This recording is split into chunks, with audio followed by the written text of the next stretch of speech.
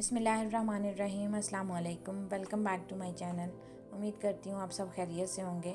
आज मैं आपके साथ बहुत ही मज़ेदार, सिंपल सी और बहुत ही झटपट बन जाने वाली पिज़्ज़ा ब्रेड की रेसिपी जो है वो शेयर कर रही हूँ। ये बहुत ही हेल्दी रेसिपी है और आप इसे रमज़ान स्पेशल में लाजमी ट्राई कीजिएगा। अगर आपको मेरी ये सिंपल सी रेसिपी पसंद आए तो प्लीज़ लाइक और शेयर ज़रूर कर दीजिएगा, और अगर आप मेरे चैनल पर नए हैं तो प्लीज़ चैनल को सब्सक्राइब कर दीजिएगा।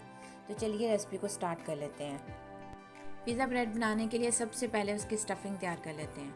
तो स्टफ़िंग तैयार करने के लिए मैंने एक बाउल में 1 कप के करीब जो है वो मोज़रेला और चेडर चीज़ मिक्स करके ली है। फिर उसमें मैंने कुछ वेजिटेबल्स इस्तेमाल की हैं। आप कोई भी अपनी मर्ज़ी की वेजिटेबल्स इस्तेमाल कर सकते हैं, ये टोटली ऑप्शनल है। आपको जो वेजिटेबल्स पसंद हैं वो उसमें आप ऐड कर सकते हैं। तो मैंने इसमें 1/4 कप के करीब शिमला मिर्च, 1/4 कप गाजर, 1/4 कप प्याज, 1/4 कप टमाटर और 1/4 कप के करीब ही मैंने स्वीट कॉर्न ली है। और साथ ही साथ मैंने इसमें half tea spoon oregano, half tea spoon कुटी हुई लाल मिर्च, हाफ़ टी स्पून काली मिर्च और हाफ़ टी स्पून के करीब जो है वो मैंने सॉल्ट डाल के इन तमाम इंग्रेडिएंट्स को अच्छे से मिक्स कर लिया है।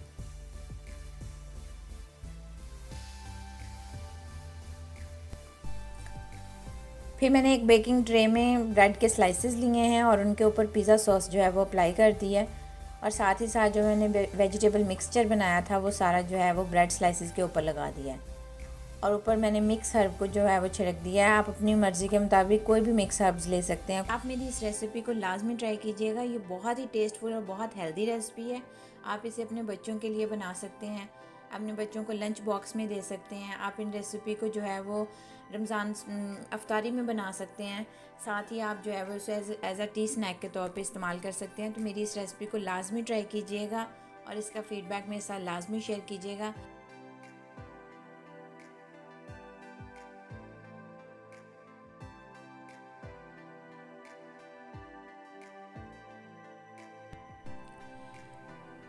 फिर मैंने इन ब्रेड्स को जो है वो 4 से 5 मिनट के लिए प्री हीटेड ओवन पर 180 डिग्री सेंटीग्रेड पे बेक कर लिया है।